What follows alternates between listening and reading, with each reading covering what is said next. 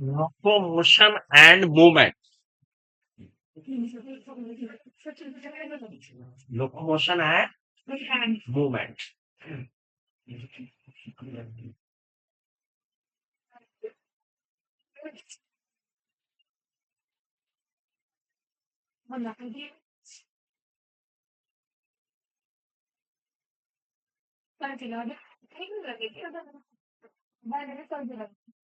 Cardiac muscles के अलावा, accept cardiac muscles, आपकी बॉडी में कुछ ऐसे मसल्स भी हैं क्या जो लगातार मूव करते हैं? एक हाथ खड़ा हो गया थोड़ा, पता है? हाँ, very good, blinking of eyes. हम जो आईज की ब्लिंकिंग कर रहे हैं लगातार, उसमें भी हमारे मसल्स मूव कर रहे हैं लगातार, है ना?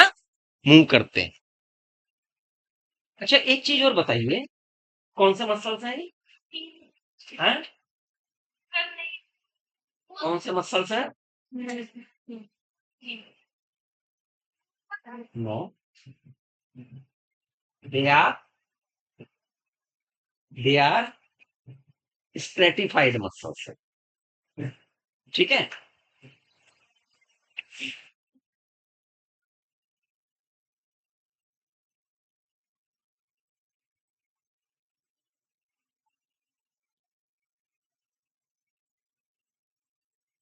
ये एक स्ट्रक्चर मैंने दिखाया आपको, दिखाई दे रहा है? क्या है ये? आईज। क्या है ये? आईज, है ना? आपकी जो पिपिल है, क्या है? पिपिल है, पुतली जो है, तारा जो है, उसका साइज में भी फर्क पड़ता है क्या? हाँ? पड़ता है, छोटी बड़ी होती है।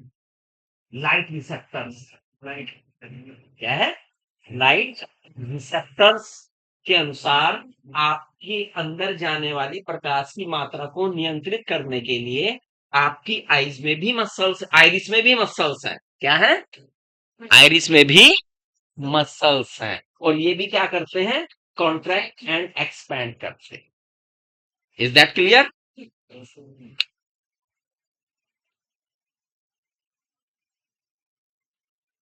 टंग, हमारी टंग वॉलेंट्री मसल, क्या है?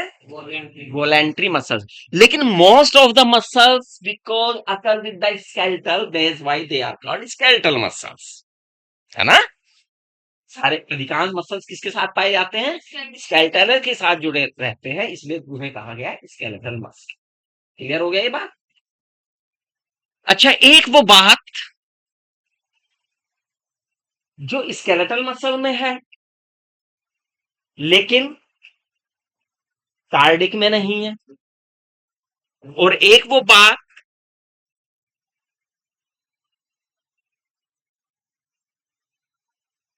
जो कार्डिक में है लेकिन स्मूथ में नहीं है। क्वेश्चन ऐसे ही बन के आते हैं आजकल, ऐसे ही आपके दिमाग का इस्तेमाल किया जाता है, उनमें उनमें चीजों को पूछा जाता है।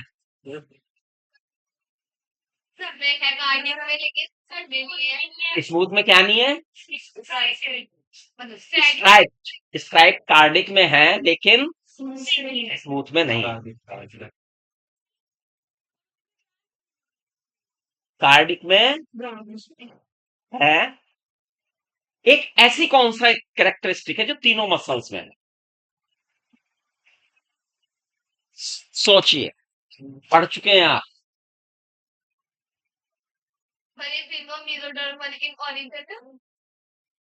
ओरिजिन हो गई, ओरिजिन होके तैयार हो गई। अब बताइए उसमें जो तीनों में है। माइटोकॉन्ड्रिया की बात करना है? नहीं, ये तो आप देखिए। हैं?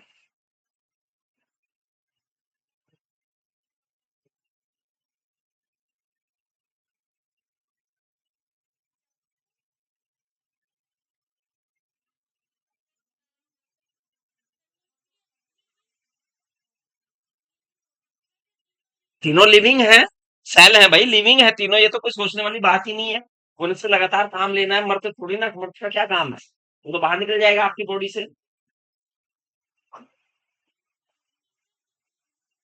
तीनों में सिंगल न्यूक्लियस है। ये बात सही है कि गलत है? गलत है। तीनों में सिंगल न्यूक्लियस तो नहीं है।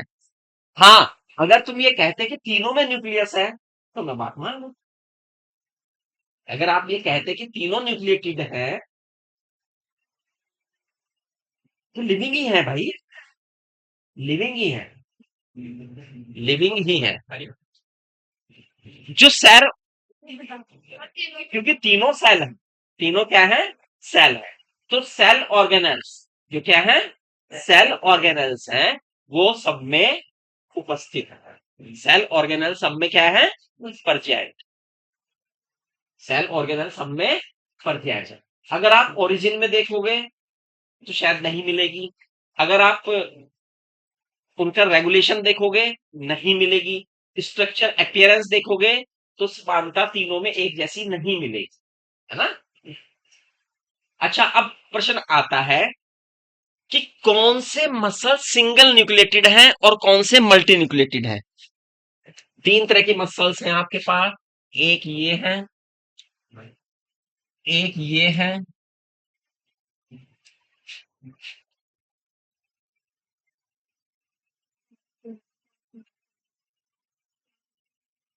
एक ये।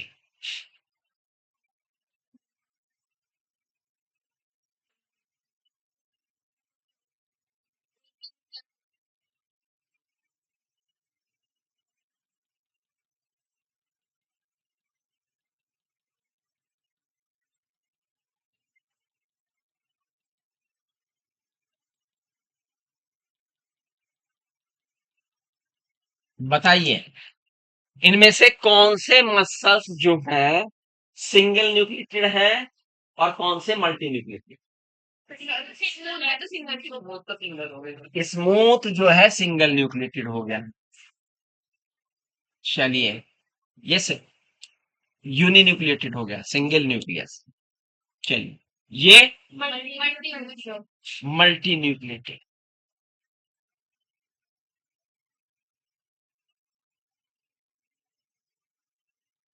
और ये, यहां बताइए, बेश यहां फंस गया, जल्दी बोलो। Uni nucleated.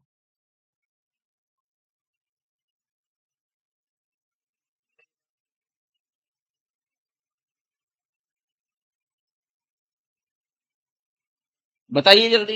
एक ने बताया यूनि न्यूक्लिएटेड, और कोई बताएगा कुछ और? क्यों?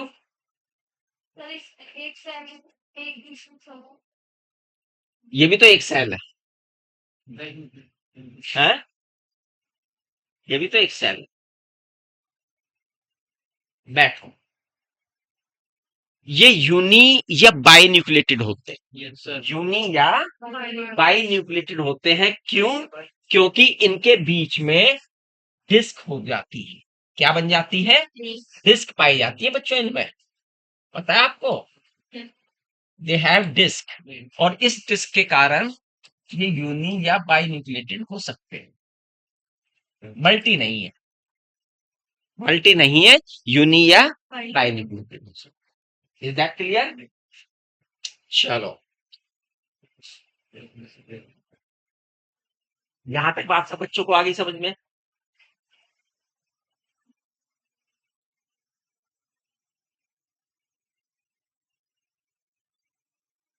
यूट्रस में कौन से मसल्स होते हैं? स्मूथ मसल्स होते हैं। यूट्रस में कौन से मसल्स होते हैं? स्मूथ मसल होते हैं। कॉन्ट्रैक्ट करता है मसल, यूट्रस मसल कॉन्ट्रैक्ट करते हैं। हाँ, even they have smooth muscle, they contract, है ना। एक विशेष टाइम पे वो कॉन्ट्रैक्शन करते हैं। जब बच्चे को जन्म दिया जाता है, ये कॉन्ट्रैक्ट, है ना। Yes sir. आगे बढ़ते हैं। स्केलेटल मसल्स क्या है?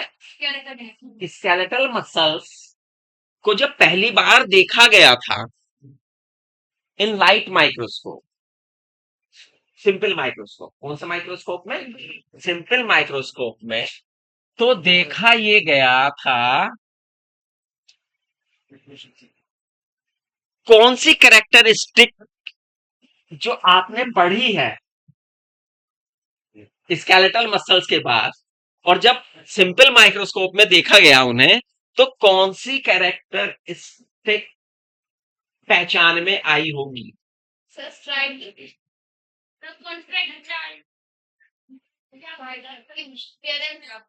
Stripe, appearance of dark and light stripe, और इसके अलावा मल्टी न्यूक्लिएटेड, दो चीजें पकड़ में आई भाई। They have bands, light band and dark band, and they are multinucleated. बाकी सब स्ट्रक्चर जो आप पढ़ते हैं, it is due to electron microscope study. किसके कारण है? इलेक्ट्रॉन माइक्रोस्कोप स्टडी के कारण हमें पता लगे। लाइट बैंड क्या है? लाइट बैंड है, लाइट बैंड।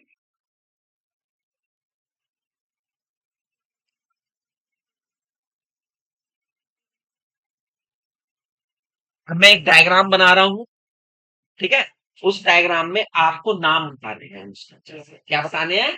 नाम बताने हैं। मैं एक डायग्राम आपके सामने पेश करने जा रहा हूं। आशा है आप उस डायग्राम को ध्यान से देख लें, और फिर मैं नंबर लिख दूंगा, उन नंबर्स के आपको नेम बताने हैं।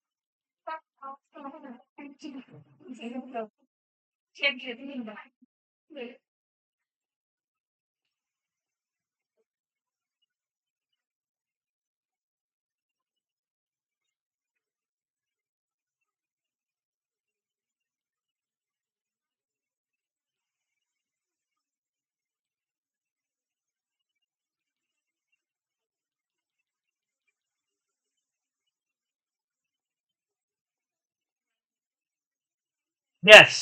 अब मैं कुछ नंबर्स लिख रहा हूं, उन नंबर्स में आपको बताना है क्या आना चाहिए।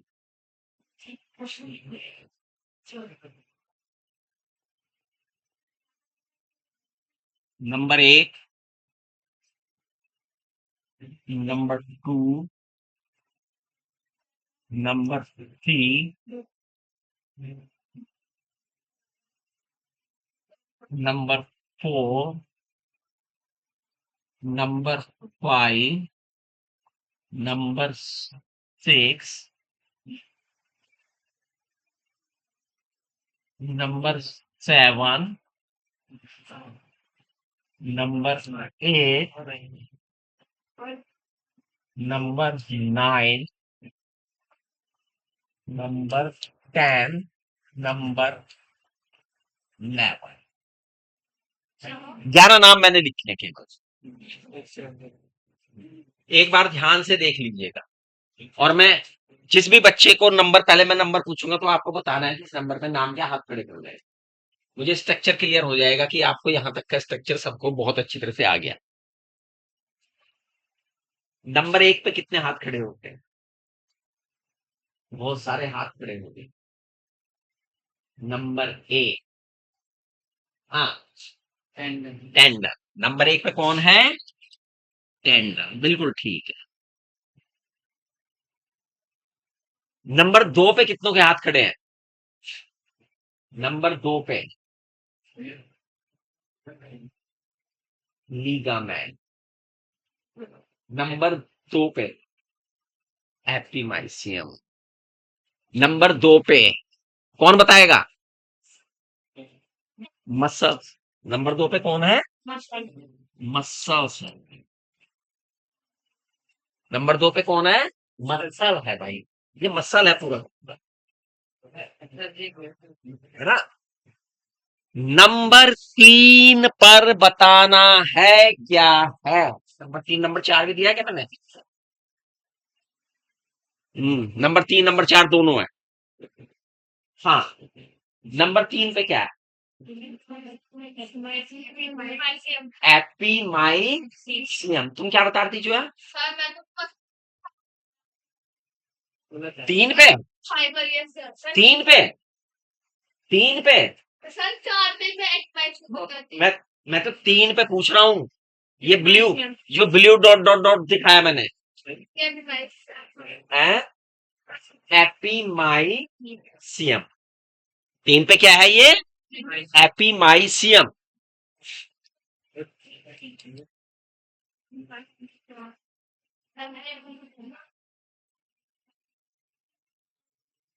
4, वेरी गुड। 4 पे कितनों के हाथ खड़े हुए हैं? 4 का नाम, हाँ, नहीं, गलत। हाँ, है फेसिकल, 9। और कौन बताएगा? हाथ खड़े करो। हाँ, 9। हाँ, फैसिया।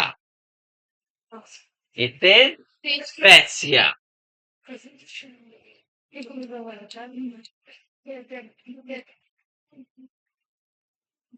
नंबर 5 सबको पता होना चाहिए।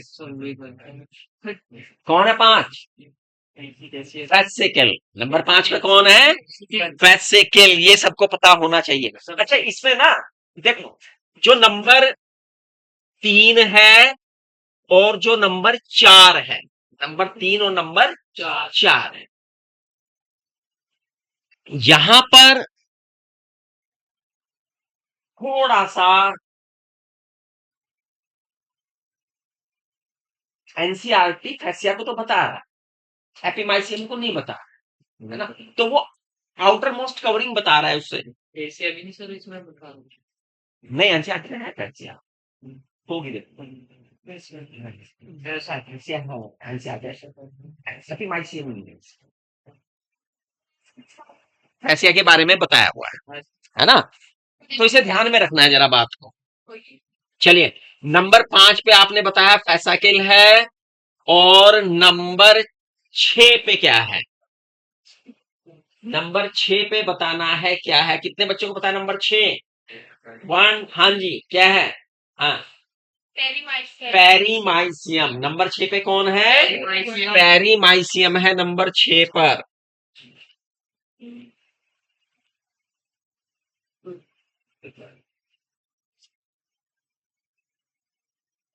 पेरीमाइसियम है नंबर 6 पर। नंबर 7 पर क्या है? नंबर 7 पे एक हाथ। हाँ, क्या है? नहीं पता? 7 तो इंपॉर्टेंट है। It is the structural unit. Structural unit है, हाँ, क्या है ये? Muscles bundle. बंडल तो बेटा ये है। देखो, मसल्स का बंडल कौन है? ये। इसके साथ बहुत सारे, ये मसल्स फाइबर्स का जो बंडल है, यही मसल्स बंडल को ही फेसिकल कहते हैं। मसल्स बंडल को ही क्या कहते हैं? फेसिकल कहते हैं। जो मसल्स का बंडल है उसी का नाम क्या है? फेसिकल है। इस फेसिकल के अंदर क्या है?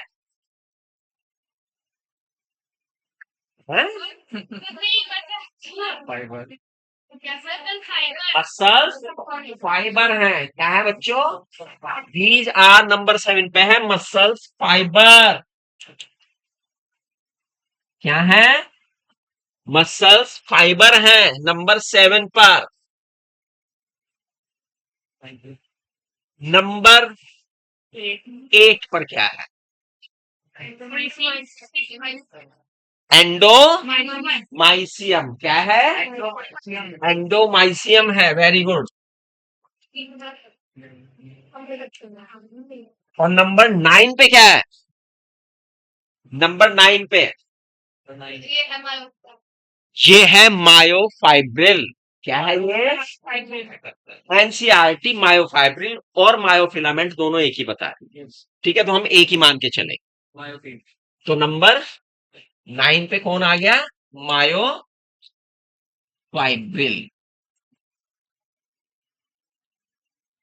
मायोफाइब्रिल, एक्चुअली मायोफाइब्रिल एक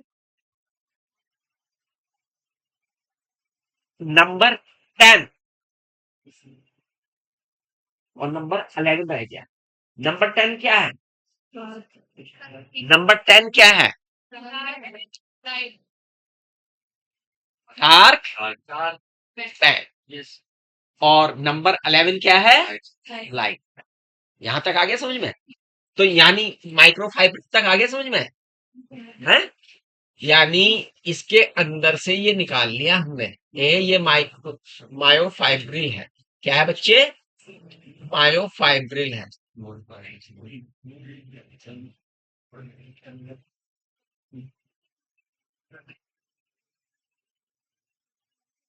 मायोफाइब्रिल दो तरह के फिलामेंट है।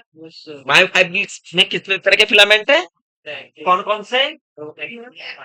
Actin and myosin. इसे और आगे अगर मैं तोड़ दूं तो ये निकल के आया है मायोसिन। और ये कौन है? एक्टिन। यहां तक सब बच्चों को क्लियर हो गई कहानी? इसमें किसी बच्चे को कोई कंफ्यूजन तो नहीं है? यह है। हाँ, बच्चों ने पूछा सार को लेमा, और मैंने उससे पॉइंट आउट नहीं किया, उसे नंबर नहीं दिया मैंने। नंबर 12। नंबर ये डॉटेड जो है, ब्लू वाला डॉटेड जो है, ये क्या है? Sarco lemma. It is Sarco. ठीक है, ये मसल सेल है। क्या है ये? मसल सेल है, मसल्स फाइबर है। इसे मसल सेल, मसल फाइबर या मायोसाइट के नाम से भी जानते हैं। तीनों नाम इसी के हैं। ठीक है, हालांकि ये बात दीगर है कि एडल्ट में ये मायोसाइट तो प्योर नहीं है, क्योंकि बहुत सारी मायोसाइट आपस में फ्यूज हुई है। क्या हुई है? फ्यूज हुई है, और उससे बनी है मसल सेल या muscle fibre. Is that clear? अच्छा, इससे आगे बढ़े। इससे आगे बढ़ते हैं। हाँ, वापस आऊं क्या? रंडू पे आऊं क्या? ये लो।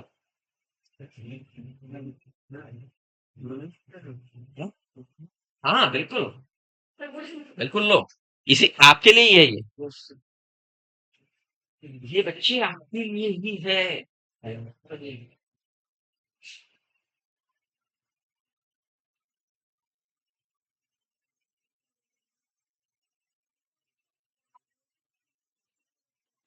बढ़े आगे।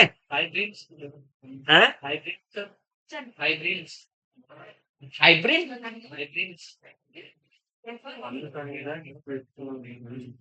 क्या कह रहे हो?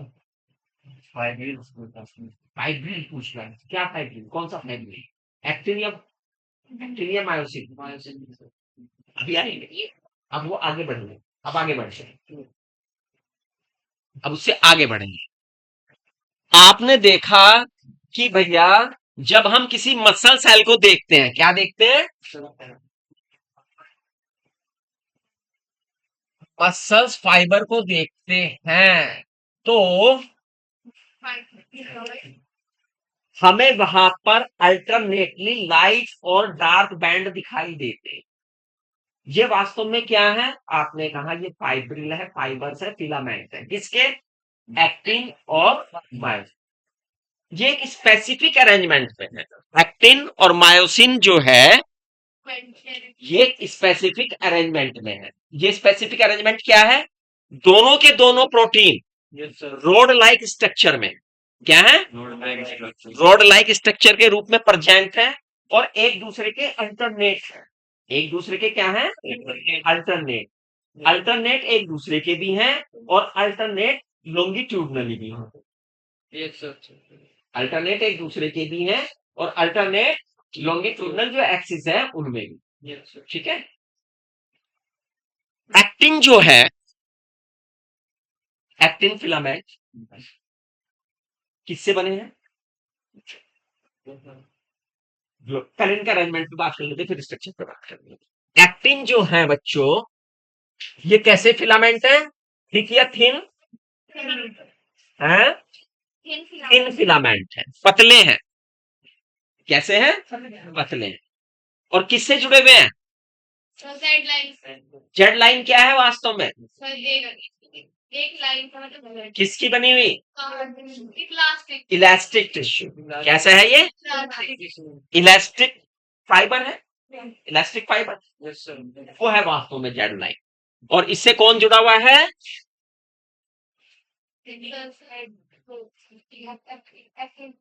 हैं? एक्टिन जुड़े हैं। कौन जुड़े हैं बच्चे? एक्टिन जुड़े हैं। सिंपल, सिंपल डायग्राम बना रहा हूं मैं, बिल्कुल सिंपल। हो सकता है इसमें भी कुछ पूछ लूं मैं आपसे।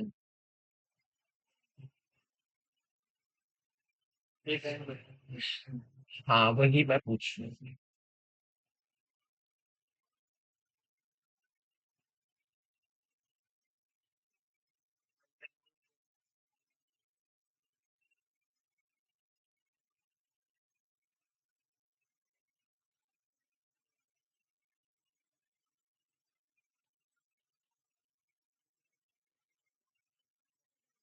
एक, दो,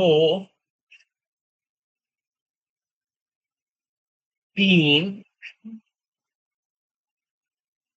चार, पांच,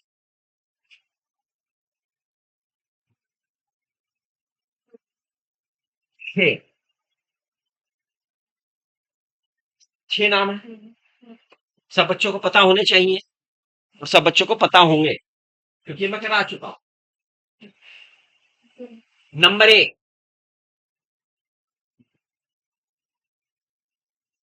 हाँ, नंबर एक पे है। नंबर एक पे क्या है? नंबर एक पे क्या है?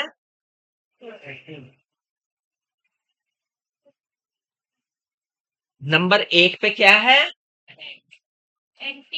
कितने कहा जेड लाइन? कितने बच्चे कह रहे हैं जेड लाइन? हाथ खड़ा करो। जेड लाइन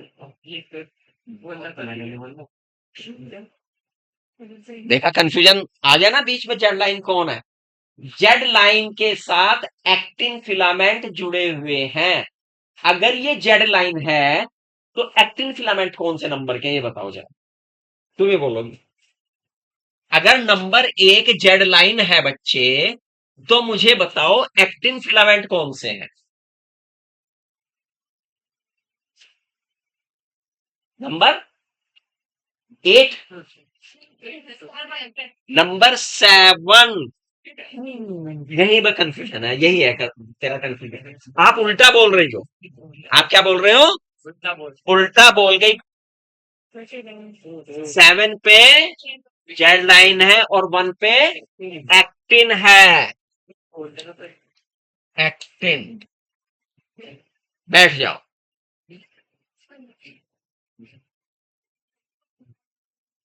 अच्छा, मैं नंबर 5 पे बताओ, नंबर क्रॉस करके पूछूंगा। नंबर 5 पे बताओ। नंबर 5 जो है बताओ। नंबर 5 पे एम लाइन। नंबर 5 पे कौन है? M line. बिल्कुल ठीक है जो है की बात। नंबर 2 पे बताओ कौन है? नंबर 2 पे, हाँ, मायोसिन। नंबर 2 पे कौन है? मायोसिन है, बिल्कुल ठीक है।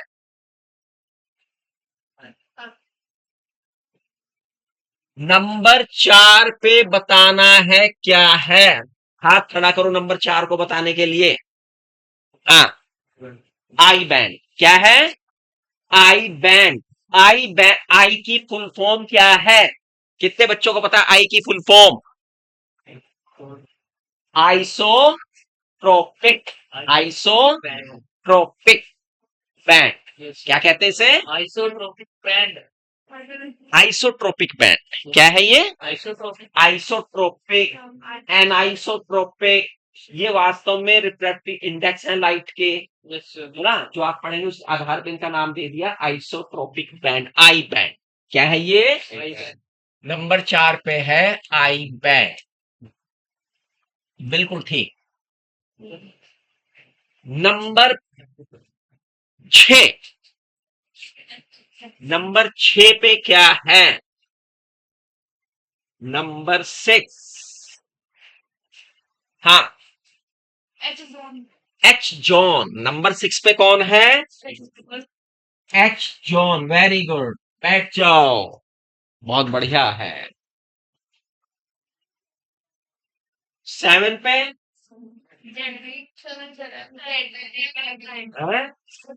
जेड। क्या है? Z line. नंबर 8 पे है नहीं? अच्छा, 3 रह रहा, 8 नहीं आया अभी। 3 पे क्या है? A band. 3 पे कौन है? ए। अच्छा, नंबर 1 थिक है या नंबर 2 थिक है? इनमें से थिक कौन सा है? नंबर 2। नंबर 2 थिक है। थिक मैंने मोटा, और नंबर 1 थिन है। जेड थिक है या एम थिक है? जेड थिक है। कौन थिक है? जेड थिक है। स्ट्रॉन्ग है। क्यों? कौन बना हुआ है इसके ऊपर? एक्टिन। क्योंकि इसे ही स्लाइड होना है। इसे ही स्लाइड होना है। इसे ही क्या होना है? स्लाइड होना है, तो मजबूत बंधन चाहिए, तभी स्लाइड हो पाएगा। अच्छा, ये बताइए, उस बैंड का नाम बताइए, उस बैंड का नाम बताइए जिसमें केवल एक्टिन प्रोटीन मौजूद है। उस बैंड का नाम आपको बताना है जिसमें केवल actin protein alone, actin protein is present. हाँ, आई बैंड। उस बैंड का नाम बताइए, या वो नाम बताइए जिसमें केवल मायोसिन प्रेजेंट है। मायोसिन के हाथ खड़े हुए हैं, 1 2 3 4 5। हाँ, ए बैंड, ए बैंड वाले हाथ खड़ा कर लो, ए बैंड वाले हाथ खड़ा कर ले। गलत। एच जोन, मायोसिन वाला हिस्सा केवल कौन है? एच जोन है। एक्टिन एंड मायोसिन बोथ वाला है ये बैंड। ध्यान से सुना करो प्रश्न को, जब प्रश्न बोला जाए उसे ध्यान से सुनो, क्या पूछना चाह रहा है, कवि की क्या अभिलाषा है, क्या उद्देश्य है कवि का, है ना, वो समझो, उसके बाद व्याख्या करो। Yes sir. Clear? Yes sir. Myosin alone पूछा ना, मायोसिन एलोन पूछता है, एक्टिन के साथ नहीं पूछा है। Yes sir. ठीक है, is that clear? Yes sir. अच्छा, नंबर 8, नंबर 8 कहां गया? नंबर 8 ये रहा, नंबर 8 ठीक है सर। ये रहा, नंबर 8 ये रहा, नंबर 8। अच्छा, नंबर 3 का गलत बताया आपने, नंबर 3 गलत बताया, बताओ नंबर 3 क्यों गलत बताया?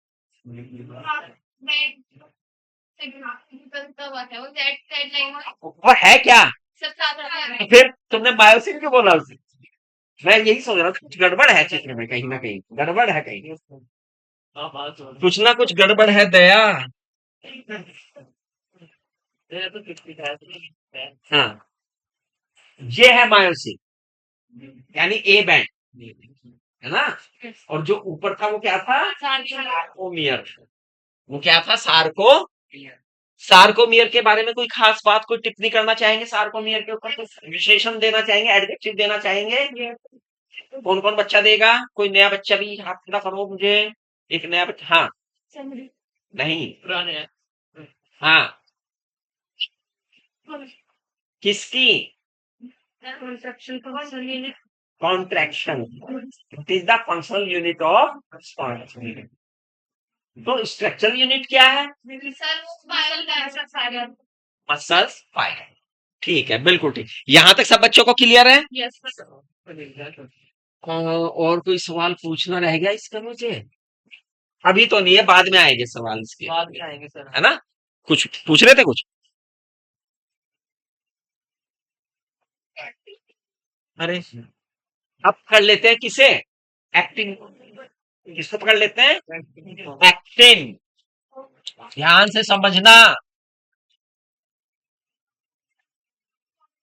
स्ट्रक्चर ऑफ एक्टिन क्या है? ये प्रोटीन है। क्या है? प्रोटीन है।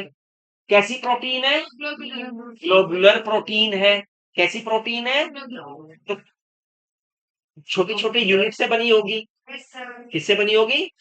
और वो यूनिट आपस में मिलके क्या बना लेती हैं? F filament. उन यूनिट को क्या कहते हैं? और ये जो एफ फिलामेंट है, नंबर में कितने हैं? नंबर में कितने हैं? 2 हैं। एफ फिलामेंट नंबर में कितने हैं? ये क्या दोनों एक दूसरे के पैरेलल हैं? तो फिर क्या है? ट्विस्टेड है। क्या है? स्पाइरली ट्विस्टेड है। जैसे आपने बिजली के 2 तार देखे हैं ना, वो होते हैं। Yes sir. आप लेने चले जाओ, लाल और नीले या लाल और काले लिपटे हुए आपस में, ट्विस्टेड है। डीएनए के तरफ।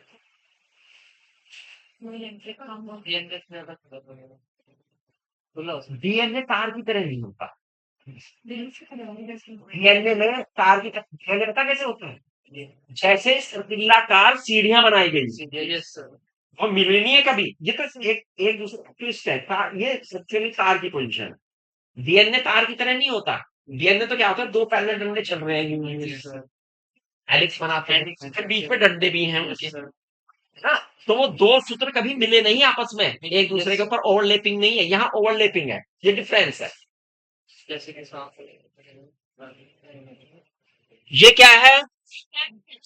F filament. ये क्या है? F filament. ये सिंगल क्या है? जी ग्लोबुलर एक्टिन। क्या है? तो एक्टिन प्रोटीन ही है। एक्टिन प्रोटीन ग्लोबुलर प्रोटीन के रूप में एक दूसरे के साथ जुड़ते चले गए, लंबाई बना ली इन्होंने, क्योंकि हमने ने कहा है माइक्रोफिलामेंट, मायोफिलामेंट कहा है हमने ने, है ना? एक एक मायोफिलामेंट है ये एक तरह का। नहीं, माइक्रोफिलामेंट ना, माइक्रोफिलामेंट यहां पे यूज नहीं करेंगे। माइक्रोफिलामेंट यूनिसेलुलर्स में होते हैं, सेल्स में होते हैं। माइक्रोफिलामेंट कहाँ होते हैं? सेल के अंदर होते हैं। यहां माइक्रोफिलामेंट नहीं यूज करना, है ना। एनसीईआरटी में दोनों दे रखे हैं, माइक्रोफिलामेंट का भी बता रखा है और मायोफिलामेंट का बता रखा है। पता है आपको बात? कितने बच्चों ने पढ़ी है लाइन माइक्रोफिलामेंट वाली? एक बच्ची ने पढ़ी है, जोया ने केवल। हाँ, साइटोस्केलेटन में आती है, ये हिस्सा है माइक्रोफिलामेंट, ठीक है ना। तो उससे कंफ्यूज नहीं होना है। चलिए, ये है ग्लोबुलर एक्टिन। ग्लोबुलर एक्टिन क्या यही है या इसके अलावा कुछ और भी है भाई? यहाँ और भी है। कौन है वो? ट्रोपोमाइसिन। क्या है? ट्रोपोमाइसिन। ट्रोपोमाइसिन किस रूप में है? वो भी फिलामेंट के रूप। और उसके कितने फिलामेंट है? वो भी दो हैं।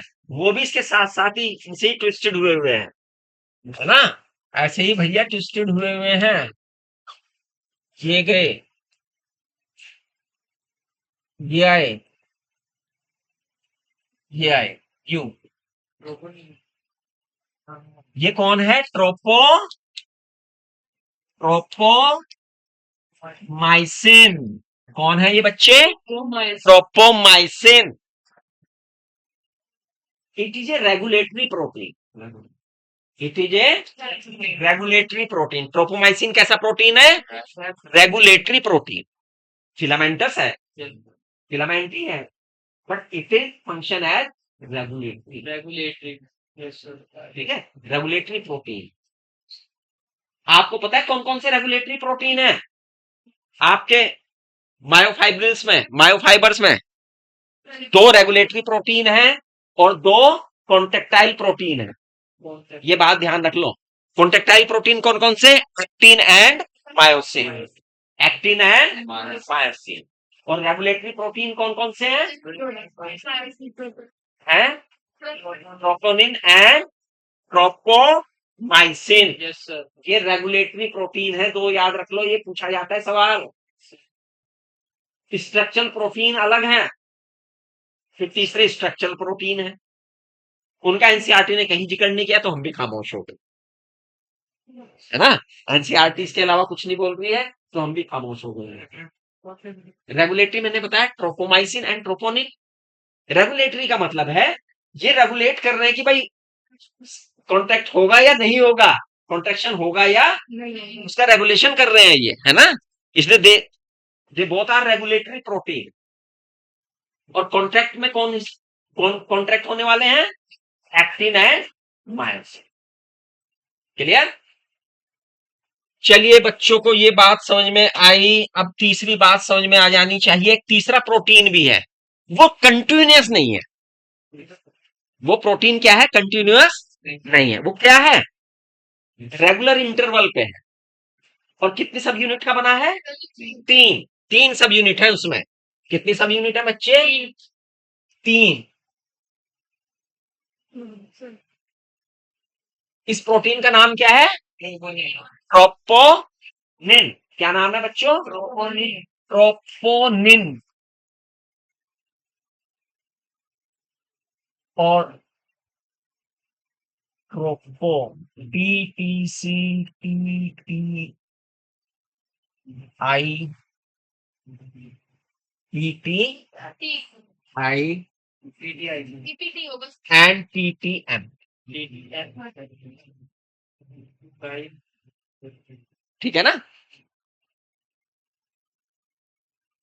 ये कहीं नाम नहीं दिया आपके एनसीईआरटी, तो कंफ्यूज मत होइए इससे ज्यादा। इतना याद रखिए, थ्री सब यूनिट्स है। कितनी है? एक किसके लिए है? एक किसके लिए है? Calcium ion. एक पे क्या चिपकेगा आके? Calcium ion.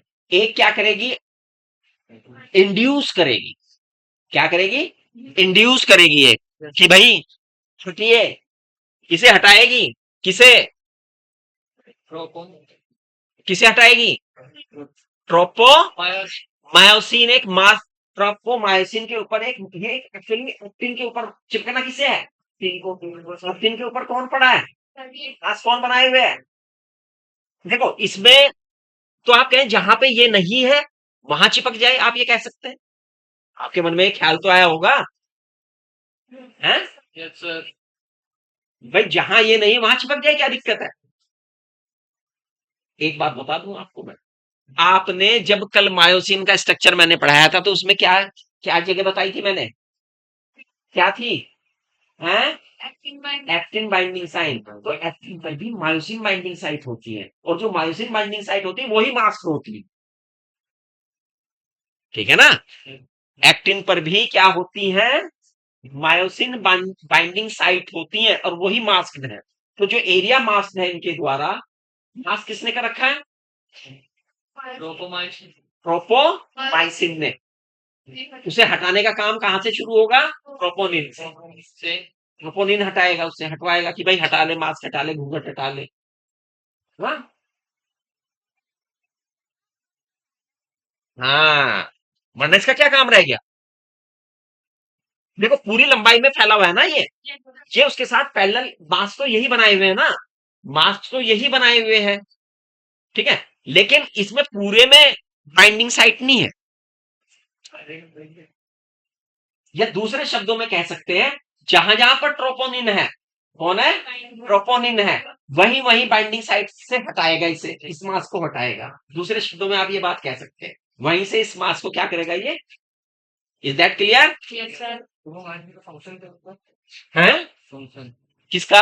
ट्रोपोमाइसिन ट्रोपोमाइसिन ही तो मास्क है। तो फंक्शन क्या है? मास्क मतलब क्या हम समझ रहा है। मास्क का मतलब है कि चिपकने से रोकना, सामान्य अवस्था में नहीं चिपकने देगा वो, जब तक मोटर न्यूरॉन से आपको संदेश नहीं जाएगा तब तक कैल्शियम आयन नहीं रिलीज होंगे, कैल्शियम आयन रिलीज नहीं होंगे, ट्रोपोनिन उसे वहीं पे चिपकाए रखेगा, और जब तक ये नहीं हटेगा मायोसिन और एक्टिन नहीं चिपक सकते। इसलिए पेटेंट होता है क्योंकि अगर कैल्शियम आयन फिर ज्यादा वो चिपकने लगने ऐसा हो सकता है। देखो होता क्या है, मैं भी बताऊं। अभी जब कंस्ट्रक्शन में पढ़ूंगा तब ये आपकी थ्योरी आएगी, तब आप ये पूरी बात समझ जाएंगे कि इनका काम क्या है, ठीक है ना? यहाँ पे मैं बताऊंगा अभी उतना बढ़िया तरह समझ में नहीं आएगा, यहाँ पे तो मोटा मोटा ये समझिए आप कि भैया ट्रोपोमायोसिन एक घूंघट है, एक मास्क है। सुपोज कीजिए आपके हाथ में एक क्या आ गया? मास्क, ग्लव्स आ गया। देखो, आप पानी के ऊपर हैं लेकिन उसे फील नहीं कर रहे, टच नहीं कर रहे, वो मास्क हटेगा तभी पानी से आपकी टचिंग होगी। तो ये ट्रोपोमायोसिन एक क्या है? मास्क है। इसके ऊपर ये एक्टिन फैला हुआ है, जो इसलिए तो इसे फैला के दिखाया हुआ है। इसके ऊपर ये मास्क हटाने का काम कौन करेगा? ट्रोपोनिन ये करेगा। और जहां, और ये वहीं तो हटा सकता है जहां पे है, ये सारा हटा के एक तरफ थोड़ा ना कर देगा दोनों, कि भाई ये फिलामेंट अलग है ये फिलामेंट अलग, नहीं। ये क्या करेगा? एक तरफ को झुका देगा, इसे एक तरफ को क्या कर देगा, यानी उस साइट को। घूंघट उतारने का मतलब ये नहीं है कि पूरी की पूरी चुंडी उतार के फेंक दे, हाँ, थोड़ा सा स्लाइड भी हटा देगा। क्लियर? Yes sir. यह है इसका मतलब। चलिए अब आगे बढ़ते हैं। अब किसका स्ट्रक्चर रह गया? मायोसिन। मायोसिन किसका बना है? जो जिस यूनिट का बना है वो, उन्हें हम क्या कहते हैं? मीरोमाइसिन। क्या कहते हैं? ये दो तरह के। हाँ जी। तो आपने इसका थर्ड फंक्शन लिखा है। किसका? दो ही बता कैल्शियम का हाँ, और यूज कोकोनट प्रोपोनिन के साथ है, प्रोपोनिन को मास मास के साथ जोड़े हुए। हाँ, तीसरा वही। हाँ जी, अब हम आगे बढ़ते हैं मायोसिन का। किसका बात करते हैं? मायोसिन किसका बना है? मीरोमाइसिन। मीरोमाइसिन भी दो तरह के है। अगर हम देखें कि मायोसिन के स्ट्रक्चर में दो पार्ट हमें दिखाई देते हैं, क्या क्या भैया? हैं?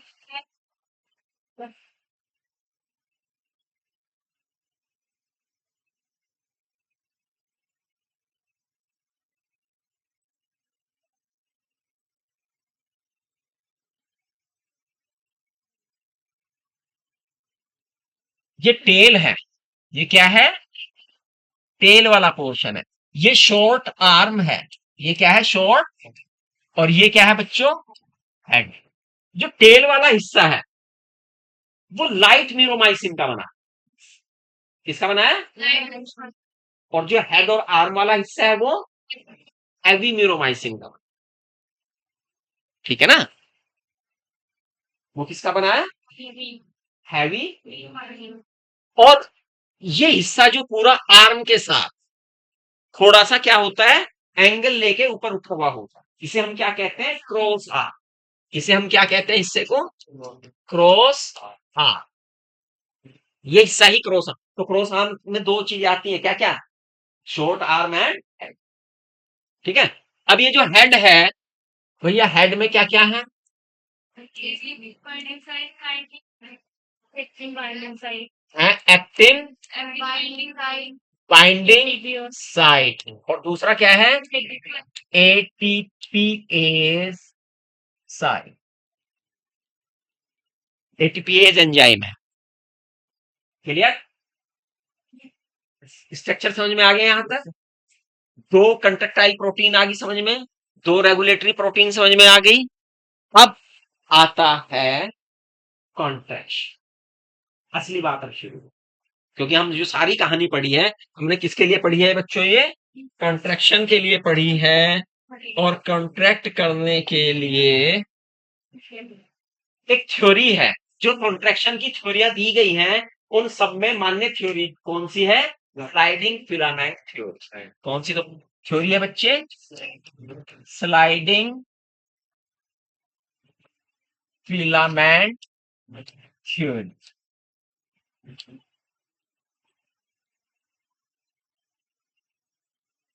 इस थ्योरी को समझने से पहले हमें कुछ स्ट्रक्चर्स के बारे में जानना होगा। एक स्ट्रक्चर तो हम जान ही चुके हैं, लेकिन कॉन्ट्रैक्शन चूंकि हमारी इच्छा पे है और इच्छा के लिए एक मैसेज पास होना चाहिए। क्या होना चाहिए? और मैसेज कहां से आएगा? सेंट्रल नर्वस सिस्टम से। किससे आएगा? किसके थ्रू आएगा? न्यूरॉन के थ्रू आएगा। किसके थ्रू आएगा? न्यूरॉन के थ्रू आएगा। कौन से न्यूरॉन? मोटर। कौन से न्यूरॉन? मोटर, क्योंकि यही लेके आते हैं मैसेज तो ना, सेंसरी नहीं, मोटर। और ये किसे जाएगा? मसल्स फाइबर को जाएगा। किसे जाएगा? Muscles fibre. इट मीन्स इस न्यूरॉन का, इस मोटर न्यूरॉन का ये कंबाइन है। इस मोटर न्यूरॉन का और इसका एक संबंध होना, पता होना चाहिए आपको। क्या संबंध है ना? ये संबंध आपको पता होना चाहिए। तो भैया न्यूरॉन का अगर आप रफ स्ट्रक्चर आपको थोड़ा सा याद आ रहा हो तो आप जानते हैं उसमें क्या होता है बच्चों? क्या होता है? साइटोन होता है, एक लंबा सा एक्सोन होता है, एक्सोन अंत में जाके टर्मिनल एंड्स में बदल जाता है। यहां पे क्या होती हैं? साइनेप्टिक नोब होती हैं। साइनेप्टिक नोब ही जाकर किससे कनेक्टेड हैं? मसल्स फाइबर से कनेक्टेड है। लेकिन ये जो है साइनेप्टिक नोब जो है और इसका जो कनेक्शन है ये महत्वपूर्ण है। इसे जरा हम एनलार्ज करके देखते हैं। इसे हम क्या करके देखते हैं? एनलार्ज। इतने हिस्से को एनलार्ज। लेकिन मैं बता दूं आपको, ये जो है ये पूरा का पूरा मोटर न्यूरॉन और ये मसल्स फाइबर का जो कॉन्टेक्ट है ये क्या कहलाता है? Motor unit. क्या कहलाता है इसे? इस पूरे को हम क्या कहते हैं? Motor unit. क्या कहते हैं बच्चों? Motor unit. ये मोटर यूनिट जो है इसका जो एंड पॉइंट है इसे जरा हम थोड़ा एनलार्ज कर लेते हैं। ये कौन है? एक साइनेप्टिक नोब। क्या है? साइनेप्टिक नोब है। और ये कौन है बच्चे? ये कौन है? ये कौन है? सार्कोलेमा है। क्या है? सार्कोलेमा कंटिन्यूअस नहीं होते। सार्कोलेमा कंटिन्यूअस नहीं होते। उसमें थोड़ी थोड़ी क्या बनी होती है? ग्रूव्स बनी होती है, ट्यूब्स बनी होती है, जिन्हें कहते हैं टी ट्यूब्स। क्या नाम देते हैं इन्हें? These R T tubes. T tubes हैं।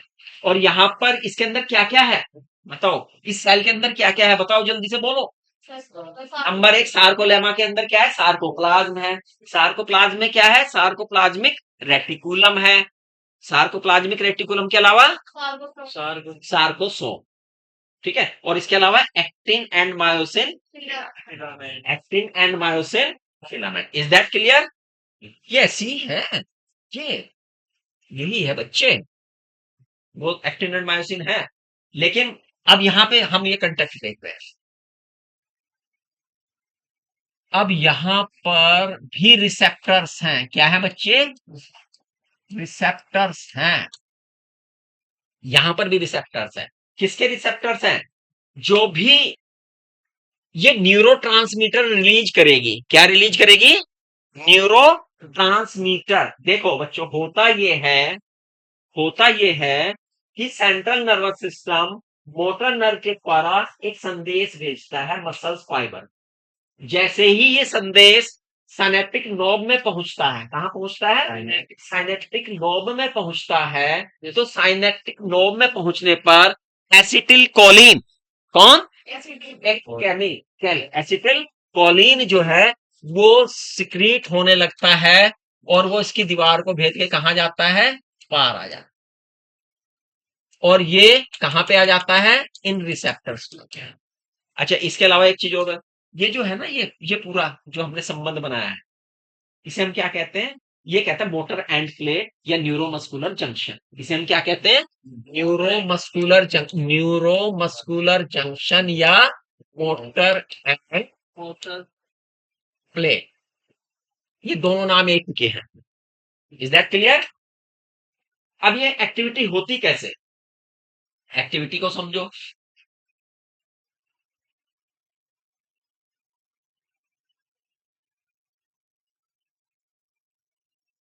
एक्टिविटी समझाने के लिए मैं थोड़ा सा ये ले लूं।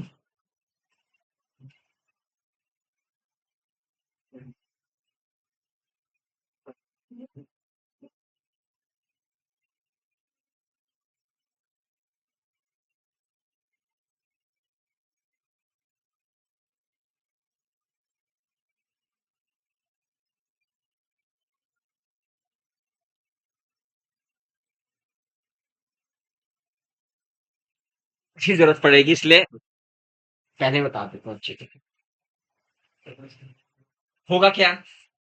एसिटिल कोलिन जैसे ही इन रिसेप्टर्स पर आएगा, यहां पर एक्शन पोटेंशियल डेवलप हो जाएगा, ये डीपोलराइज हो जाएगी। डीपोलराइज होने का मतलब बहुत सारा सोडियम भर भर के कहां पहुंचेगा? अंदर। और ये टी ट्यूब है, पूरी के पूरे में पहुंच जाएगा। एंडोप्लाज्मिक रेटिकुलम पूरी में फैली हुई है, तो पूरी तक संवेदना पहुंच जाएगी। और जो सार्कोप्लाज्मिक रेटिकुलम है वो क्या छोड़ना शुरू कर देगी?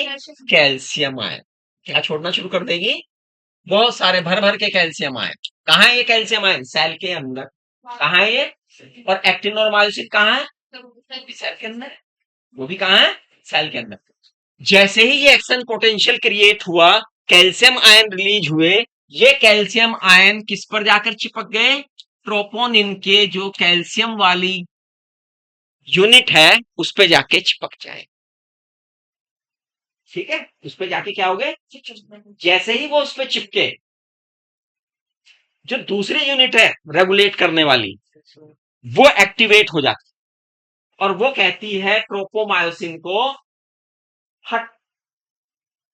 ट्रोपोमायोसिन को क्या कहती है? हट। और उसे क्या कर देती है? रिमूव कर देती है, खिंचाव कर उसके ऊपर से अनमास्क कर देती है। अब एक्टिन उस हिस्से से क्या हो गया? खुला हो गया। ये तो हुई एक्टिन की तैयारी। मायोसिन की क्या तैयारी है? मायोसिन में क्या तैयारी है? मायोसिन में आपने देखा जो उसका आर्म और हेड वाला हिस्सा है, उसमें क्या है?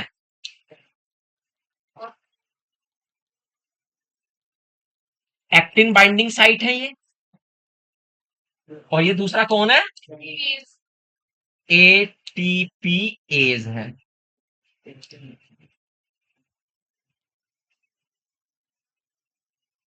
ठीक है, जैसे ही अनमास्क हुआ, ये क्या हुआ? अनमास्क हुआ। कौन? एक्टिन। क्योंकि एक्टिन और मायोसिन दोनों पास पास हैं, जरूर नहीं है ये, कभी आप सोचो बहुत दूर है, बहुत पास पास है। वैसे ही एटीपी जो एक्टिन बाइंडिंग साइट है वो उस हिस्से पे जाके चिपक जाएगी, उस हिस्से पे जाके क्या होगी, चिपक जाएगी, और ये बना लेगी एक क्रॉस ब्रिज। क्या बना लेगी, अभी केवल चिपकना हुआ है, अनमास्किंग होने से केवल क्या हुआ है, चिपकना हुआ है। इसमें मायोसिन का रोल चिपकने के अलावा कहीं नहीं दिखाई दिया अभी। लेकिन अभी क्या होगा, अभी इसके अंदर जो एटीपी है, क्या है, एटीपी हाइड्रोलाइसिस एंजाइम जो है वो इसे तोड़ देंगे। क्या कर देंगे, किस किस पे तोड़ देंगे, एटीपी एंड इनऑर्गेनिक फॉस्फेट में। और जैसे ये टूटेंगे और टूटते ही इसमें से रिमूव होंगे, दूर हटेंगे, यहां से क्या हटेंगे, दूर हटेंगे, एक जर्क लगेगा मायोसिन, मायोसिन को क्या लगता है, टुवार्ड ए बैंड, टुवार्ड, ये बात ध्यान में रखनी है, ये जर्क किस साइड लगता है बच्चे, ए बैंड की तरफ लगता है, दोनों तरफ से A band, clear, toward A band, ये पॉइंट महत्वपूर्ण है, इसे ध्यान रखना है। और जैसे ही जर्क लगेगा ए बैंड की तरफ, झटका लगेगा,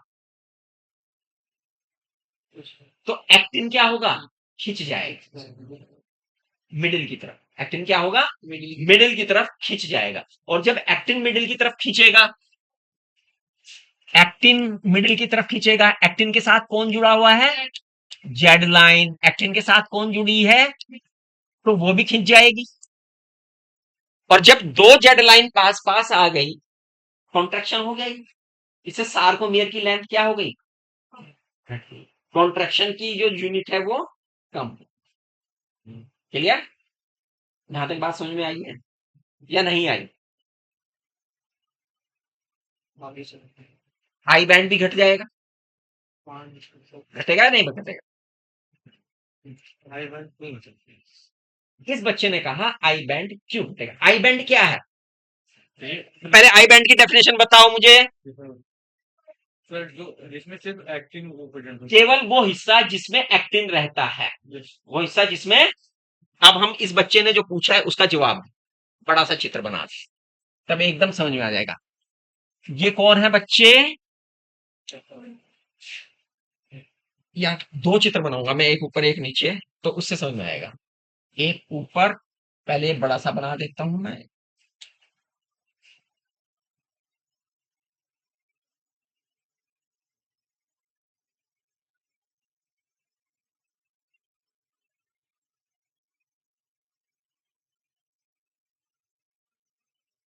यहीं से समझ में आ जाएगा।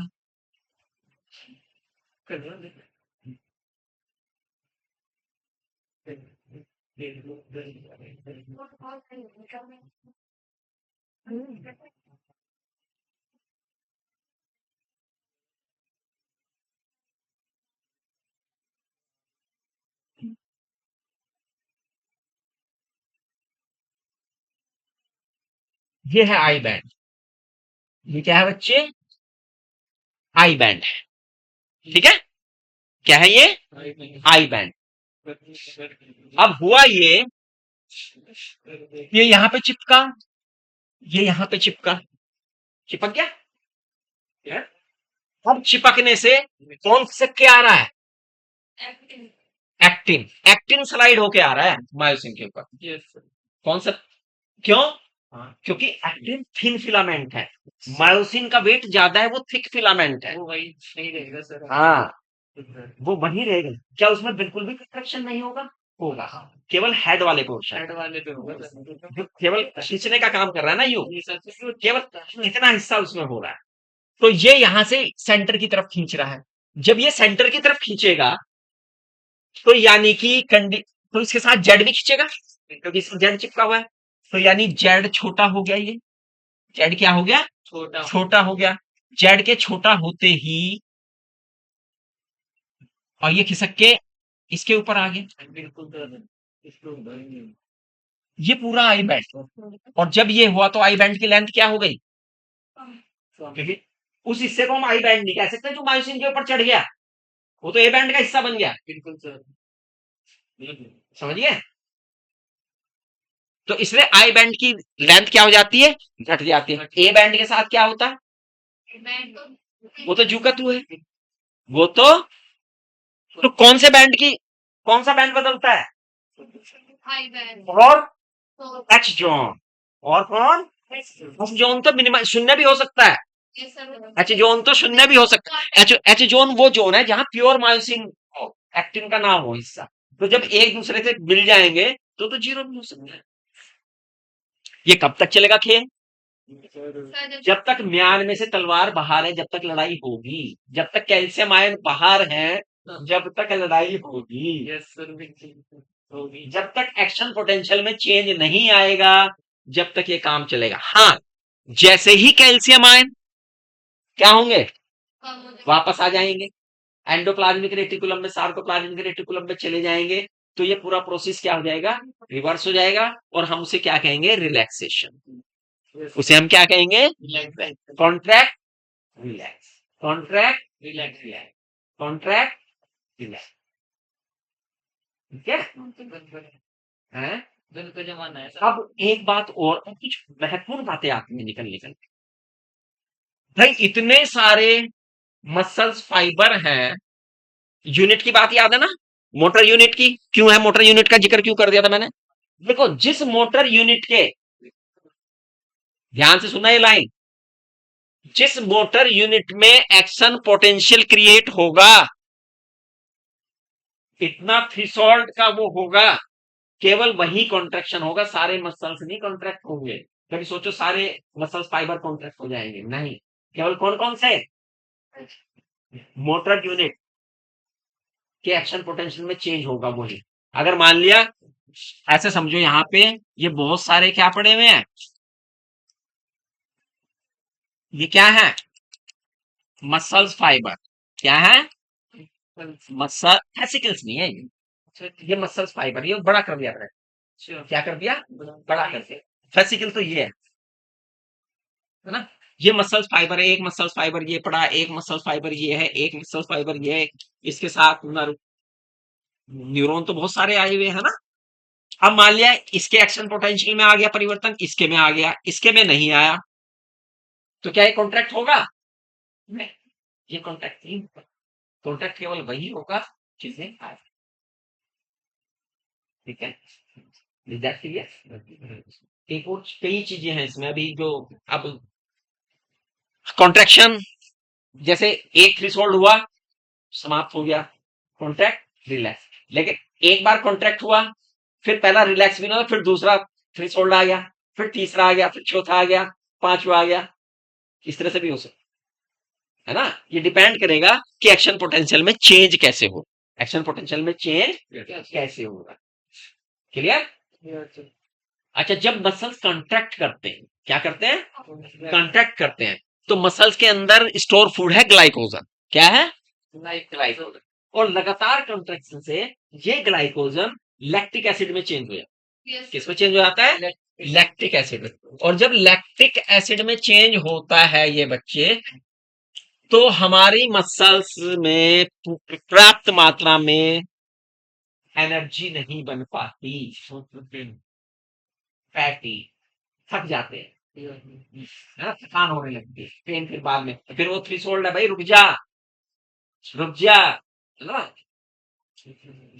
आप काम करते करते थक जाते हैं तो क्या करते हैं, रेस्ट करते हैं, अपने ग्लाइकोजन को वापस लैक्टिक एसिड को ग्लाइकोजन में चेंज करने की कोशिश करते हैं, एनर्जी लेते हैं, कुछ खाते पीते हैं, बॉडी में जल्दी से एनर्जी आए आपको, है, और आप वापस उस ऑक्सीजन का लेवल आपका ठीक ठाक हो जाए, किसका लेवल ठीक ठाक हो जाए, ऑक्सीजन है किसमें, है, सार्कोसोम में, किसमें है, ऑक्सीजन कहाँ है, सार्कोसोम में, यानी माइटोकॉन्ड्रिया में, किसमें, माइटोकॉन्ड्रिया में।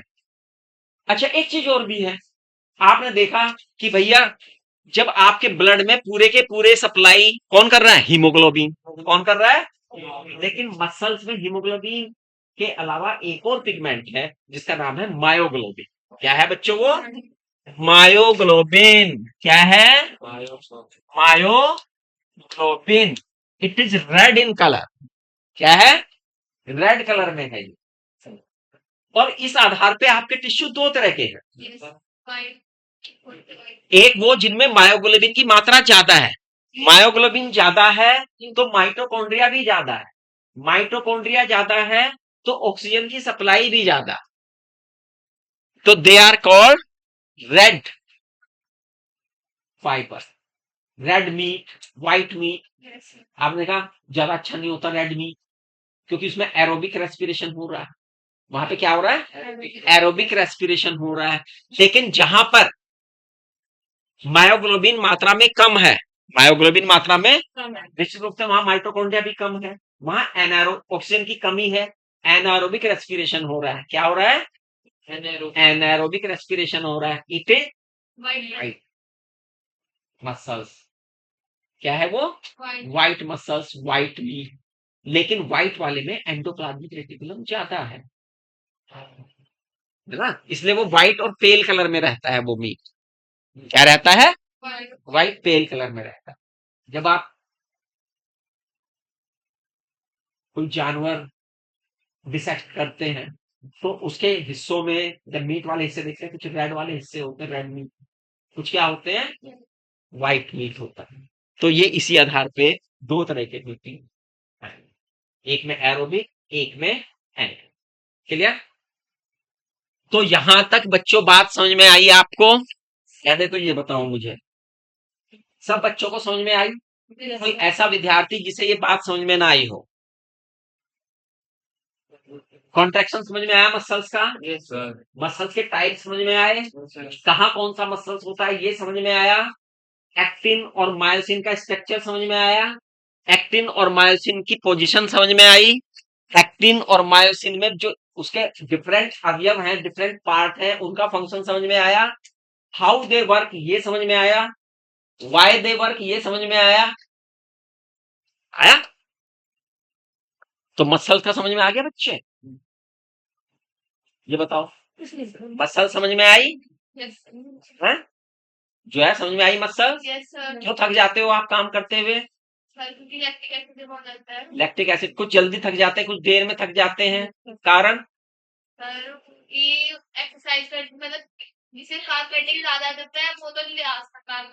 जिसमें ऑक्सीजन सप्लाई कम रहेगी वो जल्दी थकेगा, ऑक्सीजन सप्लाई पर्याप्त रहेगी वो देर में थके। ऑक्सीजन सप्लाई का काम कहाँ से शुरू होता है, रेस्पिरेशन से। माउंटेन पे चढ़ते हैं हम लोग जल्दी थकते हैं। माउंटेन पे जब आप चढ़ते हैं तो जल्दी इसलिए थकते हैं, हाइपोक्सिया हो जाता है आपको, क्योंकि वहां पर एक तो ऑक्सीजन ही कम और प्रेशर, हमने कहा था प्रेशर डिपेंड करता है ना। हमने क्या बात कही थी जब आपको रेस्पिरेशन का पढ़ाया था, हमने ये बात बताया था, हमने ये एग्जाम्पल लिया था पर्वत वाला, है ना।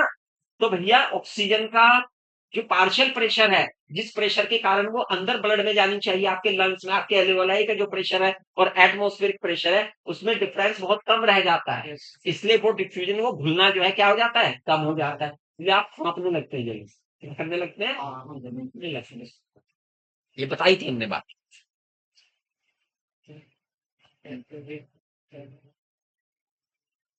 कोई प्रश्न इसमें? नहीं। इसके साथ साथ एक और चीज आपके साथ जुड़ी हुई है, क्योंकि ये स्केलेटल मसल, कैसे मसल है, स्केलेटल मसल है। तो भैया मसल्स के बारे में तो आपने जान लिया, अब दूसरा किसके बारे में जानेंगे आप, स्केलेटल, है ना। हमें एक सुविकसित स्केलेटल सिस्टम भी, क्या है, सिस्टम भी बोन से बना है।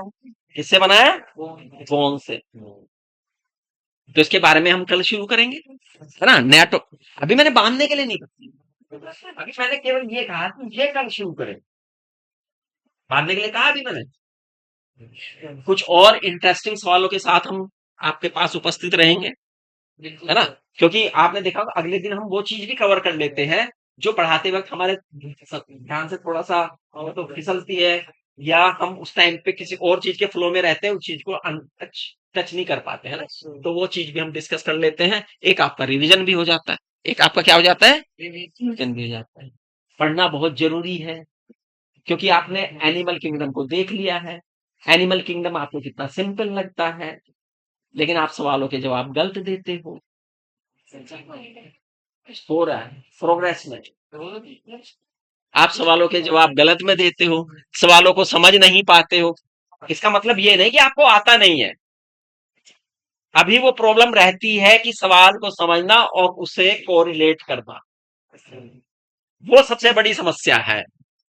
उसे कोरिलेट करने की समस्या आ रही है। एवरेज अभी तब बताऊंगा ना जब पूरा हो जाएगा, अभी प्रोसेस में कहा ना मैंने, प्रोसेस में, है ना। तो इसलिए बहुत ध्यान से लाइन बाय लाइन एनसीईआरटी को चाटो, एक बार, दो बार, तीन बार, चार बार, पांच बार, बार बार, ठीक है। पढ़ते रहो, हर बार आपको एक नया लाइन मिल जाएगी उसमें, कि भाई नया मतलब आपको मिलेगा। अच्छा, ऐसे कोई बच्चे हैं 11वीं में, मेरे स्टूडेंट ऐसे 11वीं वाला जो हिस्सा चल रहा है, वो ऐसा कोई बच्चा है जिसने कम से कम 3 से 4 बार मान ली हो स्टडी? 3 से 4 बार सर, 2 बार कुछ रहा हाँ? 2 बार में कुछ नहीं होता, 2 बार में तो टीचर के समझ में नहीं आती, हाँ ये तो है। तुम तो बच्चे हो, है ना। न, देखो, एनसीईआरटी के बारे में एक बहुत बढ़िया बात है, एनसीईआरटी भले ही किताब इतनी सी लगती हो, बट वेल रिटर्न, बहुत बढ़िया तरह से लिखी गई किताब है। हाँ, ये बात है ना कि वेल एक्सप्लेन्ड नहीं, वेल रिटर्न तो है एनसीईआरटी, लेकिन वेल एक्सप्लेन्ड नहीं। और जो वेल रिटर्न चीजें होती है ना, वो ज्यादा खतरनाक होती हैं, जी सर। क्योंकि उनमें रहस्य घुसे रहते हैं उनके अंदर, बिल्कुल सर। है ना, उनके अंदर रहस्य घुसे हुए हैं। इसलिए आपको कहा है कि कई बार पढ़ना, एक बार पढ़ोगे तो जब दूसरी बार पढ़ोगे ना, तो कम से कम 25-30% वो लाइनें होंगी जिसका पहली बार में आपने गलत मतलब निकाल लिया होगा और दूसरी बार पढ़ के सही निकाला होगा, और तीसरी बार पढ़ोगे तो और रिफाइंड हो गए। जितनी बार पढ़ोगे आप उतने रिफाइंड होते चले जाओ। इसलिए बार बार, बायोलॉजी का टारगेट आपका 300 से नीचे बिल्कुल नहीं रहना चाहिए, जिसका है तो भूल जाओ सिलेक्शन, है ना। बायोलॉजी मैक्सिमम होनी चाहिए, कितने, मैक्सिमम मैक्सिमम कितने, सर। हाँ, कितने। 360। आपकी 2 फिगर मैंने डॉटेड की है, पहली फिगर को मैंने टच नहीं किया, वो मैंने पक्की कर दी, है ना। पहली फिगर तो पक्की है, यही होनी चाहिए। बाद की 2 फिगर आप पे डिपेंड करती है आप कितनी मेहनत कर रहे हो, क्योंकि भैया ये बेस बनाएगी, क्या बनाएगी, केमिस्ट्री इसके ऊपर दीवार खड़ी करेगी। ये नहीं है सर। ये इसका मतलब नहीं होता, और छत जो डलेगी ना वो फिजिक्स के द्वारा डलेगी, तब जाके घर पूरा होगा, तब जाके आपका सपना पूरा होगा। छत के कौन डालेगा, और देखो लेंटर जब डलता है तो कितनी चहल पहल रहते हैं, सब लोग कितने मुस्तैद रहते हैं, कितने अलर्ट रहते हैं, भाई कुछ हम सारा कुछ कर लिया, लेंटर पढ़ने में कहीं गड़बड़ ना हो जाए, तो फिजिक्स कहीं आपकी गड़बड़ ना कर दे।